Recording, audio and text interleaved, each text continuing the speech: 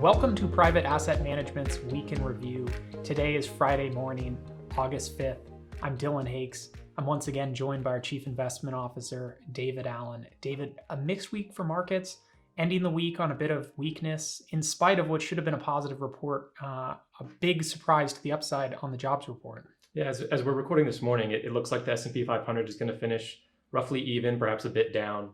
And as you mentioned, a really surprising employment situation report for July, where we saw non-farm payrolls at 528,000, where just 250,000 were expected.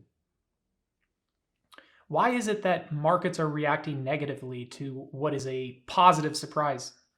Yeah, so sometimes we get in this situation, particularly with modern monetary policy, where good news for the economy means that perhaps we're going to have higher interest rates, which affects equity market valuations.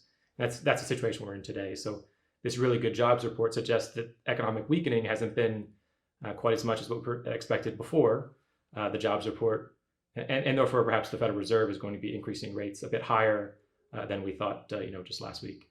The narrative for much of the last few weeks that has helped drive the market higher has been that the economy actually is slowing.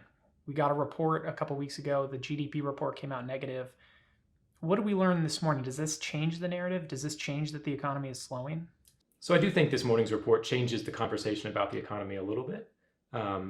However, on balance, I think all of the evidence suggests that the economy is still slowing from the rates of growth that we saw earlier this year. On the labor market side, the JOLTS data for June shows that job openings continue to decline, still at a historically very high level, but suggests that the labor market is moving into better balance. And we're also continuing to see jobless claims climb. Again, a sign that perhaps the labor market is moving into a better balance between labor and supply, which long-term should be disinflationary for the economy. So we had a weakening economy, one that potentially was going to allow the Fed some flexibility and not going quite as far or as steep in their rate hikes. This report is showing some strength. How do we translate this into what the Fed is actually going to do coming into the fall? So the stronger labor market data gives the Fed a bit more motivation to increase interest rates a bit further than perhaps we would have expected when we discussed it last week, particularly in the near term. I mean, a lot of focus right now was on the September meeting. And this data suggests that we could see a 75 basis point increase in interest rates versus the 50 basis points that perhaps seemed more likely last week. Turning the conversation back to markets, a lot of what's been driving the recent strength in markets coming off of some of the lows we had earlier in June has been the idea that the Fed was going to be a little bit easier in policy. We've seen a rally in the NASDAQ and a lot of tech stocks reacting to lower yields and potential easier Fed policy. How are markets, how are interest rates reacting to the news today? Well, this morning, Treasury yields across the maturity spectrum have been moving higher. I don't think that's a surprise given the strength of the data.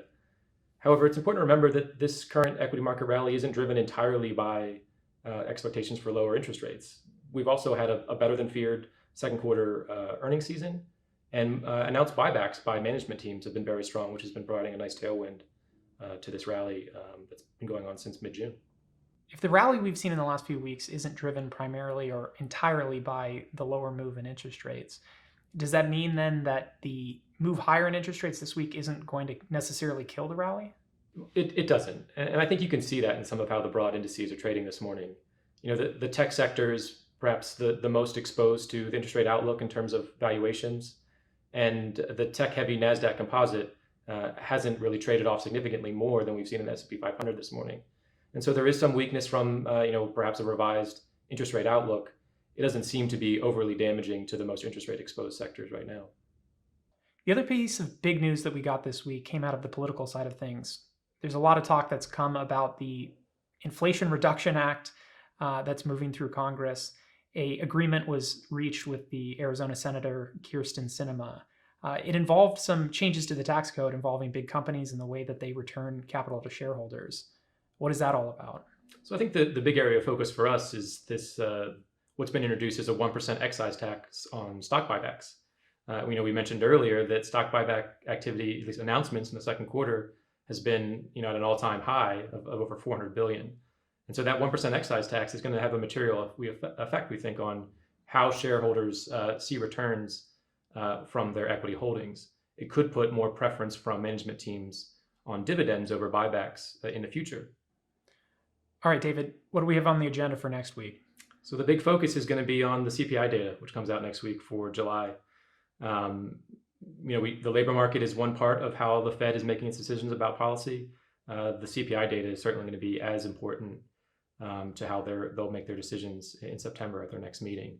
So we are expecting to see a slowdown in headline inflation, both on a month-over-month and year-over-year basis.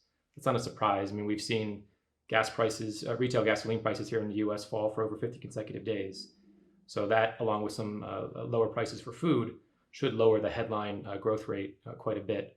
However, on the core side, strong wage growth is likely to filter in more and more into that core category. We're actually expecting to see an acceleration in year-over-year growth in core CPI next week. We'll look forward to that data next week. I think that's going to be an important report to keep an eye on. I want to thank everybody for joining us for Private Asset Management's Week in Review. If you enjoyed these videos, please like and subscribe on our YouTube channel. We'll see everybody next week.